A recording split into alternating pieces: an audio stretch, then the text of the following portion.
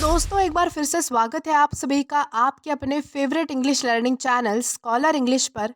मेरा नाम है दीपिका कुमावत और मैं इस चैनल पर वेरियस कॉम्पिटिटिव एग्जाम्स के लिए इंग्लिश सब्जेक्ट टीच करती हूँ। तो बेसिकली आज के इस वीडियो में हम डिस्कस करने जा रहे हैं वन वर्ड सब्स्टिट्यूशन। तो चलिए और ज़्यादा देर ना करते हुए बढ़ते हैं हमारे वीडियो की ओर और जानते हैं कि आज का हमारा सबसे पहला वर्ड कौन सा है। तो हमारा सबसे पहला वर्ड है सोलिलोक्विस्ट। सोलिलोक्विस्ट का मतलब होता है one who talks to oneself, यानी कि खुद से बात करने वाला। यानी कि जो व्यक्ति खुद में ही बड़बड़ाता रहता है, खुद से ही बातें करता रहता है, अपने विचार अपने साथ ही शेयर करता है, ऐसे व्यक्ति को कहा जाएगा सोलिलोक्विस्ट। देन इसी के साथ हम आगे जाएंगे हमारे नेक्स्ट वर्ड की ओर और जानेंगे कि इसके बाद हमारा अगला वर्ड कौन सा है। तो इसके बाद हमारा अगला वर्ड है रेगैलिया। रेगैलिया का मतलब होता है सिंबल्स ऑफ रॉयलिटी, यानी कि राज चिन्ह। यानी कि जो चीज़ किसी रॉयलिटी को दर्शाए, यानी कि जो राज चिन्ह होता है उसे कहा जाएगा रेगैलिया।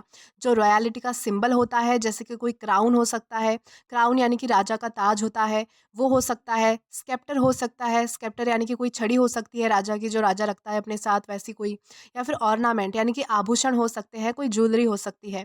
तो ये सारी चीज़ें जो है वो रॉयलिटी का प्रतीक होती है। तो इस तरह से जो है वो इन सारी चीज़ों को, जो सारी चीज़ें राज चिन्ह होती है यानी कि सिंबल्स ऑफ रॉयलिटी होती है, उन्हें कहा जाएगा रेगैलिया। देन इसी के साथ हम आगे बढ़ेंगे हमारे नेक्स्ट वर्ड की ओर और जानेंगे कि इसके बाद हमारा अगला वर्ड कौन सा है। तो इसके बाद हमारा अगला वर्ड है गॉरमेट। गॉरमेट का मतलब होता है अ कॉनोजर ऑफ फूड, यानी कि खाने पीने का पारखी।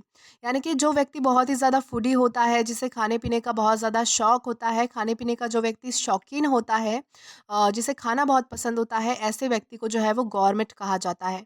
देन इसी के साथ हम आगे जाएंगे हमारे नेक्स्ट वर्ड की ओर और जानेंगे कि इसके बाद हमारा अगला वर्ड कौन सा है। तो इसके बाद हमारा अगला वर्ड है रैंगल।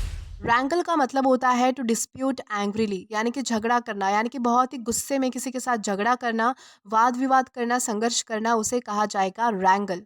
देन इसी के साथ हम आगे बढ़ेंगे हमारे नेक्स्ट वर्ड की ओर। तो इसके बाद हमारा अगला वर्ड है रिवैम्प। रिवैम्प का मतलब होता है टू रेनोवेट और इम्प्रूव, यानी कि सुधारना। यानी कि जब किसी चीज़ को पहले से भी और भी ज़्यादा अच्छा बनाया जाता है, उसमें सुधारना की जाती है, इम्प्रूवमेंट किया जाता है, उसे रेनोवेट किया जाता है, तब उसे कहा जाएगा, उस प्रोसेस को कहा जाएगा रिवैम्प। देन इसी के साथ हम आगे जाएंगे हमारे नेक्स्ट वर्ड की ओर और जानेंगे कि इसके बाद हमारा अगला वर्ड कौन सा है। तो इसके बाद हमारा अगला वर्ड है इरास्किबल। इरास्किबल का मतलब होता है हैविंग और showing a tendency to be easily angered, यानी कि क्रोधी। यानी कि ऐसा व्यक्ति जो ऐसा दिखाता है कि मुझे बहुत ही ज़्यादा जल्दी जो है वो गुस्सा आ जाता है। यानी कि मुझे बात बात पर गुस्सा आ जाता है, कोई भी छोटी सी चीज़ पर भी मैं बहुत जल्दी गुस्सा हो जाता हूँ। जो ऐसी चीज़ें दिखाता है, यानी कि जिस पर्सन का ऐसा कुछ नेचर होता है जिसे बहुत ही ज़्यादा आसानी से गुस्सा आ जाए या फिर जल्दी से वो गुस्सा हो जाए, ऐसे पर्सन को जो है वो इरास्किबल कहा जाता है, जिसे आसानी से क्रोध आ जाए ऐसे व्यक्ति को। तो देन इसी के साथ हम आगे जाएँगे हमारे नेक्स्ट वर्ड की ओर और जानेंगे कि इसके बाद हमारा अगला वर्ड कौन-सा है। तो इसके बाद हमारा अगला वर्ड है एक्कोलेड। एक्कोलेड का मतलब होता है एनी अवार्ड, ऑनर और लॉडेटरी नोटिस, यानी कि सम्मान।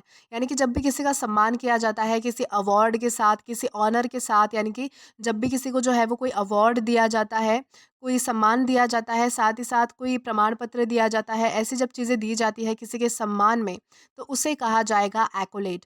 देन इसी के साथ हम आगे जाएँगे हमारे नेक्स्ट वर्ड की ओर और जानेंगे कि इसके बाद हमारा अगला वर्ड कौन-सा है। देन इसके बाद हमारा अगला वर्ड है डेलेरियम।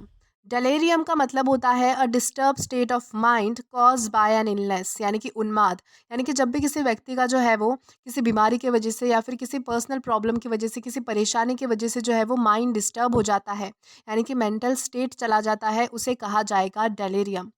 देन इसी के साथ हम आगे जाएंगे हमारे नेक्स्ट वर्ड की ओर और जानेंगे कि इसके बाद हमारा अगला वर्ड कौन सा है। तो इसके बाद हमारा अगला वर्ड है क्लोक रूम। क्लोक रूम का मतलब होता है a room in a public building where outdoor clothes और लगेज में बी लेफ्ट, यानी कि कमरा। यानी कि एक ऐसा रूम, यानी कि पब्लिक बिल्डिंग में एक ऐसा रूम जहाँ पर जो है वो कोई बाहर के कपड़े या फिर कोई भी सामान, यानी कि लगेज जो है वो रखा जा सकता है, उसे कहा जाएगा क्लोक रूम। देन इसी के साथ हम आगे बढ़ेंगे आज के हमारे लास्ट वर्ड की ओर और जानेंगे कि वो वर्ड हमारा कौन सा होता है। तो आज का हमारा लास्ट वर्ड है एपियरी।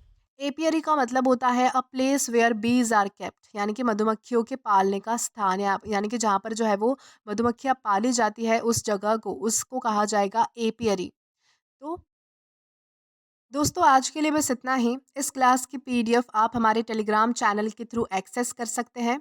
और अगर आपने अभी तक हमारा टेलीग्राम चैनल ज्वाइन नहीं किया है तो टेलीग्राम पर English with Deepika Kumawat search करके या फिर डिस्क्रिप्शन में दिए गए लिंक के थ्रू डायरेक्ट आप हमारा टेलीग्राम चैनल ज्वाइन कर सकते हैं।